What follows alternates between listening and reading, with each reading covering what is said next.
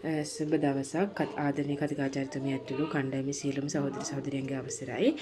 මම ඉදිරිපත් කරන්න යන්නේ ශිල්ප කලා විෂයට අනුව අපොස සාපෙළ විභාගයේ පසුගිය වසර 4ක ප්‍රතිඵල විශේෂණය පිළිබඳවයි.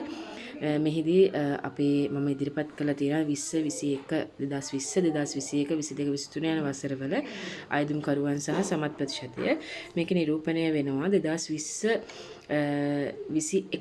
2020 අවුරුදුවලදී ආයුධම්කරුවන් ගණන 88,000 ගණන 80,000කට වැඩි ප්‍රතිශතයක් ප්‍රමාණයක් ඉන්නවා. 2022 23 අවුරුදුවල ප්‍රතිශතය ටිකක් මේ ප්‍රමාණය ටිකක් අඩුයි.